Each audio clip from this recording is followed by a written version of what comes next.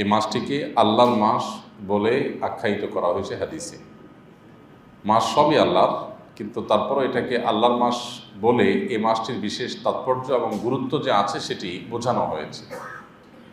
সন্তান সবই বাবা মায়ের, এরপরও কোনো সন্তানকে বিশেষ আদর করে বিশেষ যত্ন করে বলে তুমি আমার সন্তান, এটা আমার ছেলে।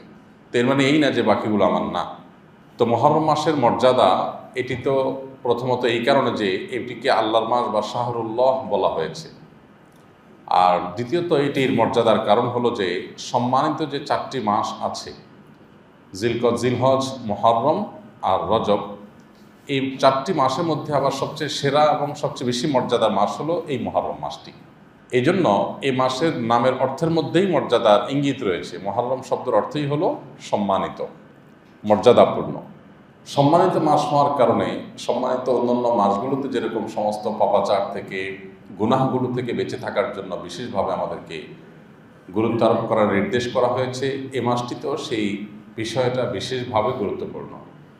এর পাশাপাশি মুহররম মাসের একটা স্পেশাল আমল আছে, প্রতি বছরই আমরা আপনাদের স্মরণ করায় থাকি। তা হলো যে নবী করিম সাল্লাল্লাহু আলাইহি ওয়াসাল্লাম যে হাদিসটি আমরা পাঠ করেছি, সেখানে তিনি বলেছেন রমাদানের পরে আল্লাহর কাছে সবচেয়ে শ্রেষ্ঠ রোজা হলো মুহররম মাসের রোজা। তো এই জন্য এই মাসটি নফল রোজার জন্য আদর্শ একটি মাস। নফল রোজার জন্য আরেকটি আদর্শ মাস হলো শাবান মাস। নবী করিম সাল্লাল্লাহু আলাইহি ওয়াসাল্লাম শাবান মাসে সবচেয়ে বেশি নফল রোজা রেখেছিলেন। সেটা ছাড়া মুহররম মাসটাও নফল রোজার জন্য সেরা এবং শ্রেষ্ঠ একটি মাস। এই জন্য এই মাসে বেশি বেশি নফল রোজা রাখা দরকার। এ মাসের আশুরা কেন্দ্রিক যে 2টা রোজা আছে, 9 এবং 10 মুহররম, অথবা 10 এবং 11 মুহররম, সেই রোজার পাশাপাশি চাঁদের 13, 14, 15 অন্যান্য মাসের মতো এই মাসে বিশেষ গুরুত্বের সাথে রোজা রাখা এবং এই মাসে সাধ্য অনুযায়ী কিছু নফল রোজা রাখার চেষ্টা করা আমাদের দরকার। এটা হলো মুহররম মাস কেন্দ্রিক আমাদের আমল। এই নফল রোজাগুলো এখন গরমের সময় রাখাটা আমাদের জন্য অনেক ক্ষেত্রে কষ্টকর, কিন্তু আমাদের মনে রাখতে হবে ইন্না আইজামাল জাযাই মা আইজামিল বালা। কষ্ট যত বেশি আমরা সহ্য করব, কোনো কাজ করতে গিয়ে যত বেশি কষ্ট সহ্য করতে হবে, আল্লাহ তাআলার কাছে তার মর্যাদাও তত বেশি পাওয়া যাবে। সো এই কষ্ট উপেক্ষা করি আমাদেরকে 2-4টি রোজা হলেও রাখার চেষ্টা করতে হবে। পুরো মাস চলে যাবে মুহররমের, আর মুহররম কেন্দ্রিক বা মুহররম উপলক্ষে একটা রোজাও রাখা হবে না, সেটা আসলে কোনো অবস্থাতে একজন ইমানদারের সাথে যায় না। নবী করিম সাল্লাল্লাহু আলাইহি ওয়াসাল্লাম যে মাসে রোজার এত গুরুত্ব আরোপ করেছেন, আমরা একটা রোজা হলেও এক্সট্রা এই মাস উপলক্ষে রাখার চেষ্টা করব ইনশাআল্লাহ তাআলা। যারা সোম বৃহস্পতিবার রোজা রাখেন, যারা চাঁদের 13, 14, 15 রোজা রাখেন, আশুরার রোজা রাখেন, সেগুলো তো রাখবেনই, আর মাস হিসাবে আলাদা কমপক্ষে 2-4টি রোজা রাখার চেষ্টা করবেন। আল্লাহ তাআলা আমাদের সবাইকে তৌফিক দান করুন। মুহররম মাসের এই নফল রোজা বেশি বেশি করে রাখা ছাড়া আর বিশেষ কোনো এক্সট্রা বা স্পেশাল আমল এই মাসের জন্য আলাদা করে নেই। মুহররম মাস কেন্দ্রিক অনেক কুসংস্কার আমাদের সমাজে আছে। এর ভিতরে একটা হলো মুহররম মাসে অনেকে বিয়ে শাদী করতে চান না, মনে করেন মাসে বিয়ে শাদী করা যায় না। বিয়ে শাদী এত গুরুত্বপূর্ণ আমল যে ইসলামে কোনো মাসে এটা করার ব্যাপারে কোনো বিধিনিষেধ রাখে নাই। এমনকি রোজাদার অবস্থায় কেউ চাইলে বিয়ে শাদী করে ফেলতে পারে, কোনো অসুবিধা নেই। বিয়ে শাদী এমন গুরুত্বপূর্ণ আমল যে 12 মাসের যে কোনো মাসে যে কোনো সময় রাত দিন 24 ঘন্টা ওপেন ফর বিয়ে শাদী। বিধায় এ মাসে করা যাবে না, ওই মাসে করা যাবে না। এমনি বিয়ে শাদী অভিভাবকরা দিতে চায় না, মেয়েগুলোরে বুড়ি বানানো ছাড়া আর ছেলেগুলোরে বুড়া বানানো ছাড়া বিয়ে দিতে চায় না। আবার এই মাসে করা যাবে না, ওই মাসে করা যাবে না, নতুন নতুন জাল এবং ভিত্তিহীন হাদিস অনেকে আবিষ্কার করেন, বানান, প্রচার করেন। মুহররম মাসে বিয়ে করা যাবে না, কাঁটা চাঁদে বিয়ে করা যাবে না, কোরবানির মাসে বিয়ে করা যাবে না। আর বিয়ে করবেটা কোন মাসে বিচারা? তো এগুলো সম্পূর্ণ ভিত্তিহীন কথা এবং মন গড়া কথা, এগুলোর কোনো ভিত্তি নেই। মুহররম মাস সময়ত মাস হওয়ার কারণে এই মাসে বরং যে কোনো নেকামল বিশেষভাবে বেশি মর্যাদাপূর্ণ হয়। এই মাসে বিয়ে করলে আরও সব বেশি হওয়ার কথা, যদিও আলাদা কোনো হাদিস নাই এটার জন্য। তো মুহররম মাস উপলক্ষে অনেক কুসংস্কার আছে, অনেক ভুল ধারণা আছে, এর মধ্যে এটা একটা, বিয়ে শাদী করা যাবে না। আর এর বাইরে মুহররম মাসের প্রথম দিন এই সম্পর্কে একটা কুসংস্কার বেশ প্রসিদ্ধ এবং প্রচলিত আছে। সেটা হলো যে বছরের প্রথম দিন যদি ভালো করে খাওয়া দাওয়া হয়, ভুরি ভোজ হয়, ভালো করে যদি বাজার সদাই করা হয়, ফ্যামিলিকে খুব ভালো করে খাওয়ানো হয়, তাহলে সারা বছর সুখে থাকা যায়। তো এটি কোনো নবী করিম সাল্লাল্লাহু আলাইহি ওয়াসাল্লাম থেকে বর্ণিত কোনো বিশুদ্ধ হাদিস নয়, এটি আরেকটা ভুল কথা এবং ভুল প্রচলন। সারা বছর ভালো থাকার জন্য প্রথম দিন বাজার করলে যদি ভালো থাকা যাইতো তাহলে তো আর কোনো কথাই ছিল না। সবাই আমরা এমনি ভালো খাইতে চাই, আবার একদিন ভালো খাইয়া সারা বছর ভালো থাকা যাবে, তো এই অফারকে ছাড়তো। তো এগুলো মূলত ভুল ধারণা।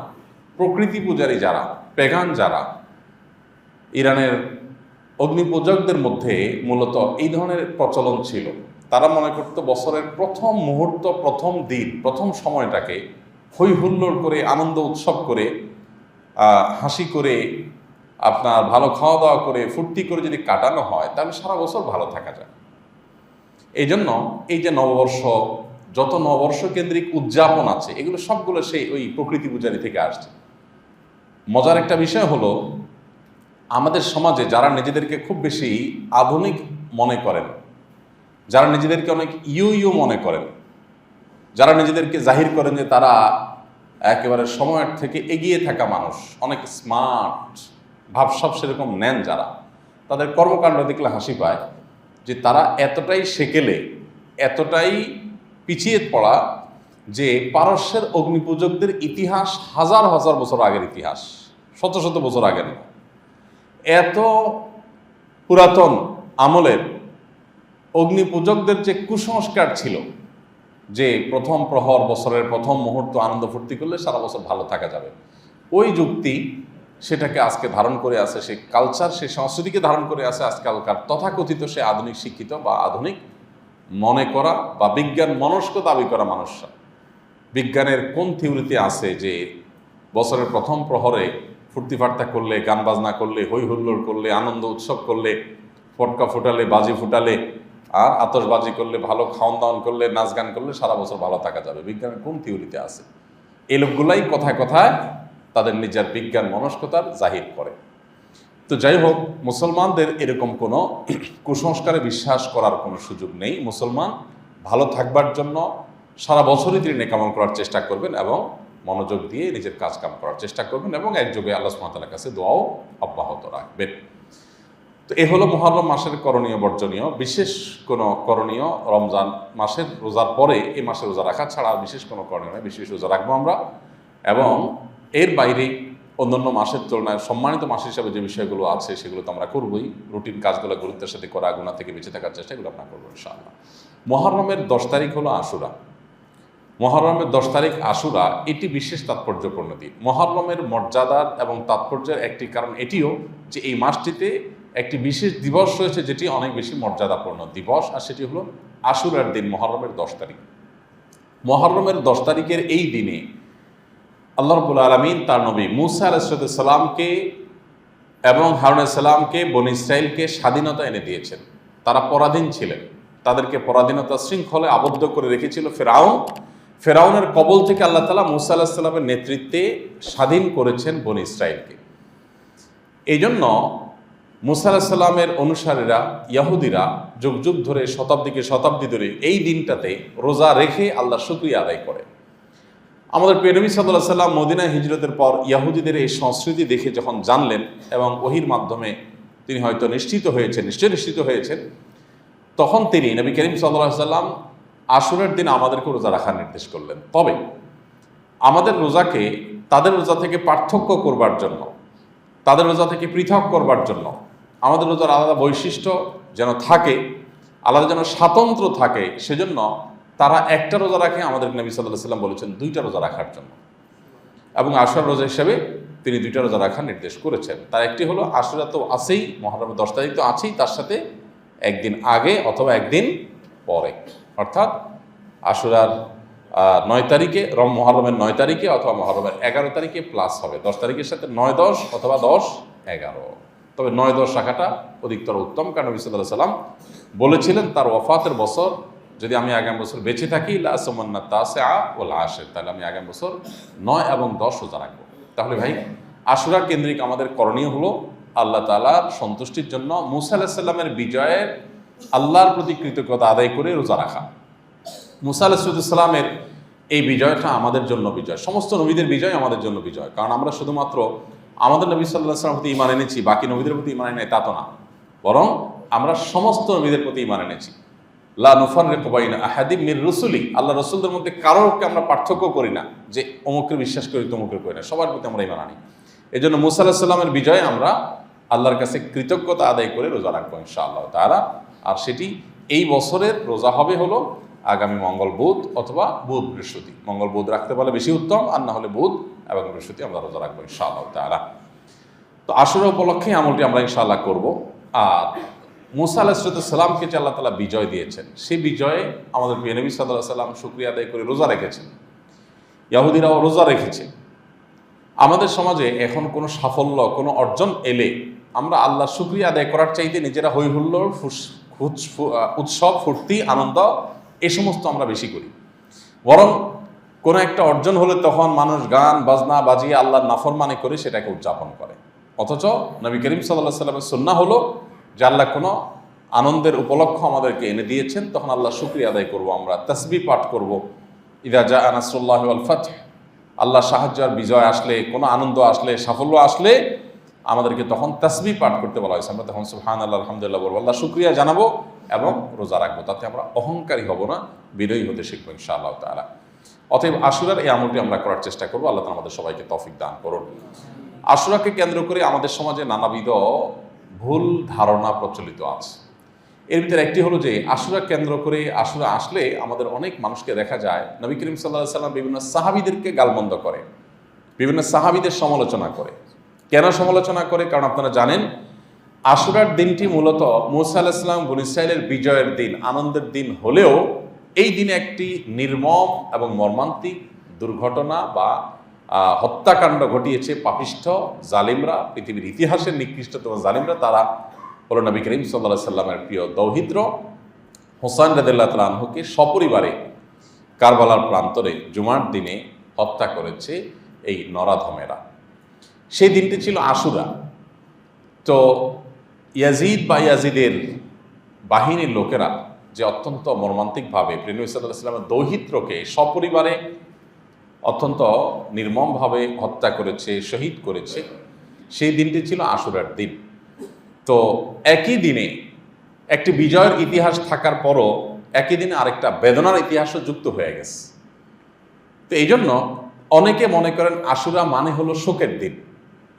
আশুরা যেহেতু নবী করিম সাল্লাল্লাহু আলাইহি সাল্লাম উদযাপন করেছেন মুসা আলাইহিস সালামের বিজয়ের শুকরিয়া হিসাবে, অতএব এটা মূলত বিজয়ের দিন, কিন্তু পাশাপাশি একটা শোকের কারণ বা উপলক্ষ চলে এসেছে।